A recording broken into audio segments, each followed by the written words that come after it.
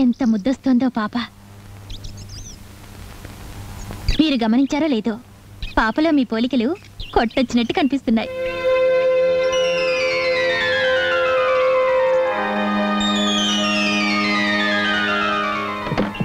మీకోసం భోజనం తెచ్చాను.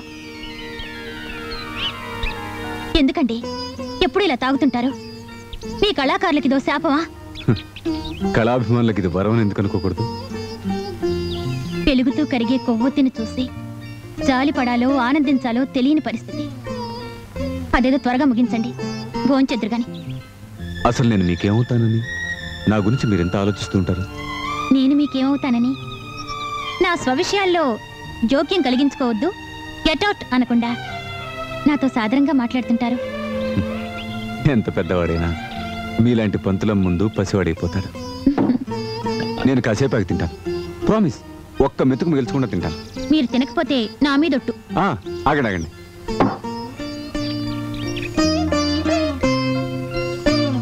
సిటీ నుంచి మీకు గిఫ్ట్ తెచ్చాను, ప్లీజ్. అందులో ఏముందో చూసాక అప్పుడు చెప్తారు కానీ థ్యాంక్స్. మంచి రోజు చూసి ఆ ప్యాకెట్ చెప్పండి.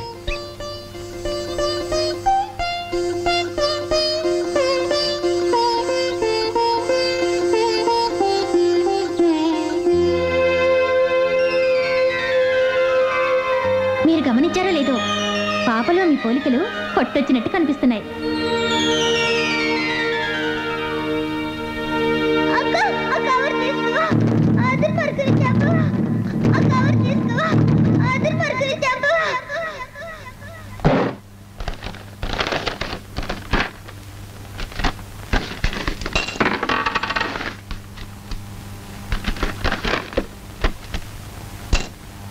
ఈ వ్యక్తిని చంపు.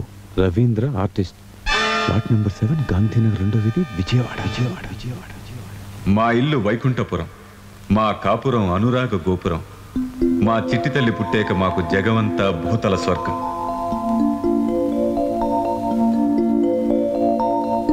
తిరిగి దొరికితే కుంచబట్టుకుని అపురూప చిత్రాలు గీసే చిత్రకారుణ్ణి. కోర్టు గెలితే చట్టాన్ని అతిక్రమించిన వాళ్ళకి కంచి దెబ్బల్లాంటి శిక్షలు వేయించే పబ్లిక్ ప్రాసిక్యూటర్. స్వతంత్ర పోరాటంలో వందే మాతరం అని నినదిస్తూ బాపూజీకి బాసటగా నిలిచిన సమర యోధులెందరెందరో. అందులో ఒకరు మా బాబూజీ. జమీందార్ గుణశేఖరరావు గనిలో 30 ఏళ్లుగా పశువుల కన్నా హీనంగా కట్టు బానిసలుగా వెట్టి చాకరీ చేస్తున్న 200 మంది కార్మికుల విముక్తి కోసం నిరాహార దీక్ష మొదలుపెట్టారు మా బాబూజీ. న్యాయం గెలిచింది, ప్రభుత్వం కళ్ళు తెరిచింది, బానిసలకు విముక్తి కలిగింది. అదే రోజు రాత్రి గుణశేఖరరావు అతని మనుషులు బాబూజీ మెడలో నిలువెత్తు దండ వేసి పాప పరిహారం చేసుకుంటామంటూ ఆయన పాదాల మీద పడ్డారు. అందులో ఒకడు సైనైడ్ ముంచిన గుండు సూదితో బాబూజీ పాదం మీద పొడిచాడు. బాబూజీ నేల కొరిగారు. ఈ భయంకర హత్య గురించి కోర్టులో వాదోపవాదాలు.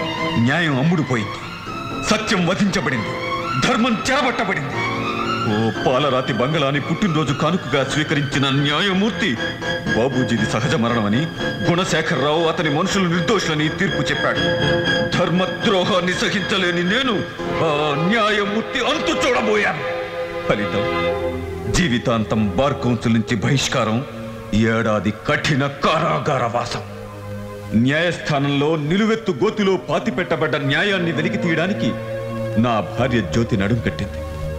న్యాయమూర్తి లంచం తిన్నాడని నిరూపించే సాక్ష్యాల్ని చాకచక్యంగా చేజిక్కించుకొని న్యాయవాద వృత్తిలో విజయమే తప్ప అపజయం ఎరుగని ప్యారీలాల్ దగ్గరికి వెళ్తున్నట్టు చెప్పింది. అంతే. ఆ తర్వాత ఆమె నాకు కనిపించలేదు. ఉత్తరాలకి జవాబు లేదు. నా సత్ప్రవర్తనలో శిక్షాకాలం తగ్గింది. విడుదలైన రోజు ఇంటికెళ్తే శూన్యం. అక్కడ బాబూజీ నౌకర్ ధర్మన్న కనిపించాడు. అతను చెప్తున్నది వింటుంటే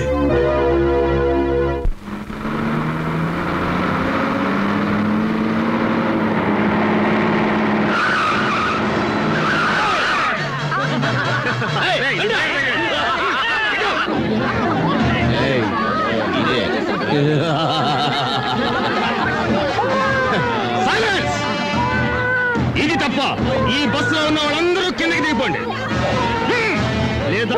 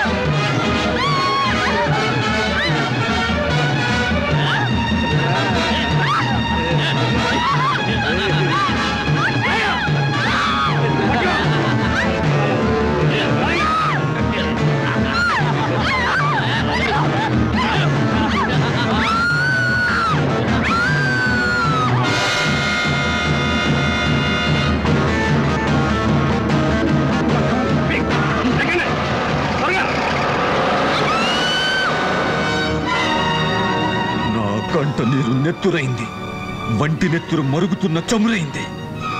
నాలోని ఆగ్రహం కట్టలు తెంచుకుంది. ఆ రాత్రి, ఆ మర్నాడు,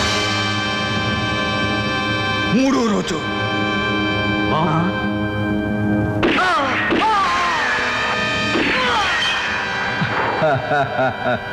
నా పేరు దాదా. పేదలకు దానకర్ణుణ్ణి, దుష్టుల పాలిట దావాగ్ని. గుణశేఖరరావుని, జడ్జిని, ఈ కిరాతకుల్ని చంపటంతో నీ బాధ్యత తీరిపోయిందనుకోకు. పగ చల్లార్చుకున్న సాధారణ వ్యక్తిలా మిగిలిపో. ఈ సమాజ శ్రేయస్సు కోసం నువ్వు తుదముట్టించాల్సిన చీడ పురుగులు ఇంకెన్నో ఉన్నాయి. ఈ కుళ్ళు సమాజాన్ని సముద్ధరించే అసాధారణ శక్తిని నేను. నా ఉద్యమంలో చేరిపో.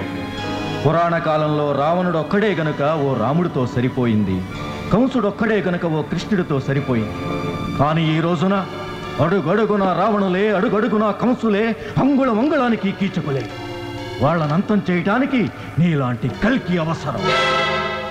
నువ్వు హంతకుడివి కావు. ధర్మ సంస్థాపనార్థాయ సంభవామి యుగే యుగే అని ఆ కృష్ణ పరమాత్ముడు చెప్పింది నిజమే అయితే, ఈ కలిలో ధర్మ సంస్థాపన కోసం పుట్టిన దేవుడివి నువ్వు. రా, చేయి కలుపు. ఇలాంటి కలుపు మొక్కల్ని ఏరివేద్దాం.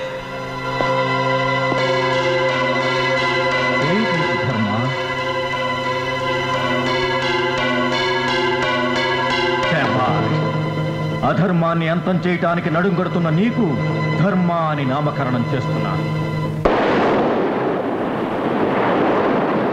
భార్యా బిడ్డల్ని పోగొట్టుకున్నవాడిని, పగిలిన గుండెని రగిలే గుండెగా మార్చుకొని రావణాసుల్ని తుదముట్టిస్తున్నవాడిని, కీచకవధ చేస్తున్నవాడిని నేను ఈ పాపకి ఏం అన్యాయం చేశానని నిన్ను నువ్వే చంపుకోరా అని డబ్బిచ్చాను.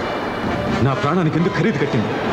నా చేతుల్లో చచ్చిన కిరాతకుల తాలూకు పాప ఈ పాప 10 ఏళ్ల పసిది.